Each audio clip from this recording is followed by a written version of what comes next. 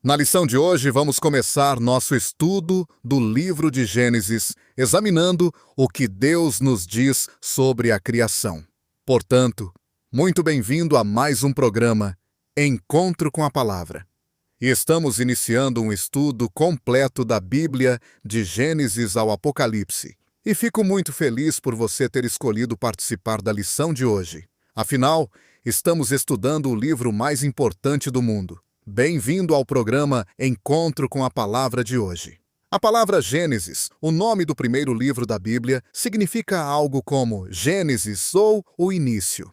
Como dissemos em nossa última lição, este livro não foi escrito somente para revelar como as coisas vieram a existir. Afinal, Deus não nos deve explicações. Este livro nos fala da origem das coisas, porque Deus quer que a gente entenda como tudo começou. Isso também vale para todos os assuntos que vamos estudar no livro de Gênesis. E claro, Deus está nos revelando alguma coisa sobre a criação. No primeiro capítulo de Gênesis, temos essas palavras. No princípio, Deus criou os céus e a terra. A terra, porém, estava sem forma e o vazia. Havia trevas sobre a face do abismo e o Espírito de Deus pairava sobre as águas. Disse também Deus: povoem-se as águas e enxames de seres viventes, e voem as aves sobre a terra, sobre o firmamento dos céus. Criou, pois, Deus, os grandes animais marinhos e todos os seres viventes que rastejam, os quais povoaram as águas, segundo as suas espécies, e todas as aves, segundo as suas espécies também. E viu Deus que isso era bom. Também disse Deus: façamos o homem à nossa imagem, conforme a nossa semelhança.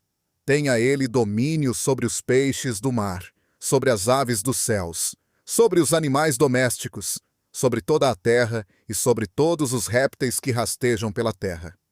Criou Deus, pois, o homem à sua imagem. A imagem de Deus o criou. Homem e mulher os criou.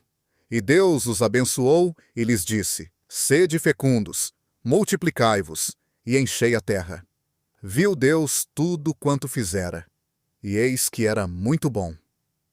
Esse assunto da criação é o assunto mais popular dentro do livro de Gênesis.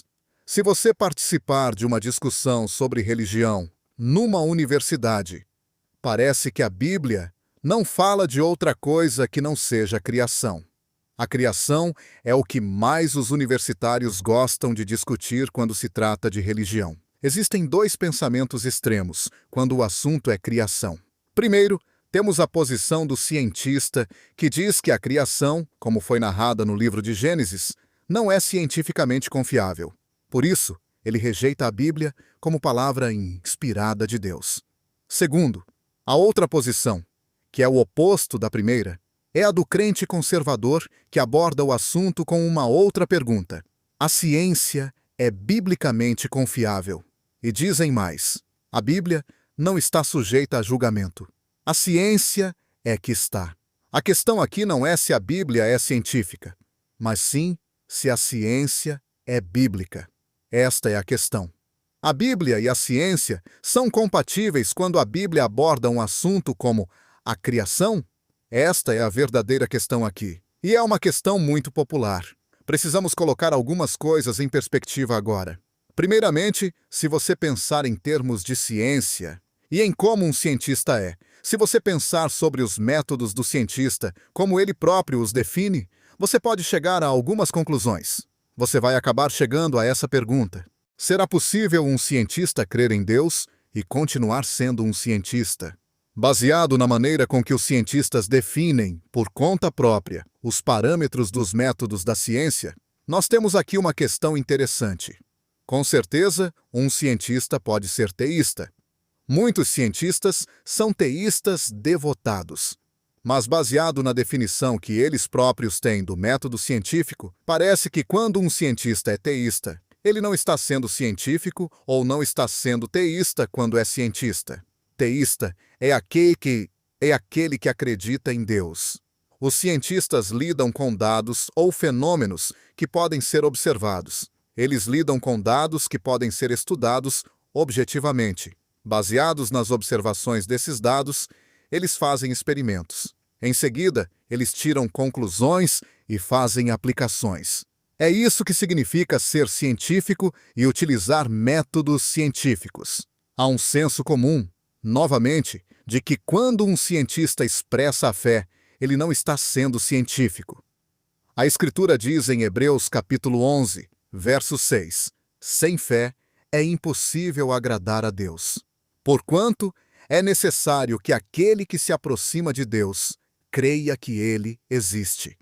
Esse verso não diz que a menos que você seja um cientista, você não poderá agradar a Deus.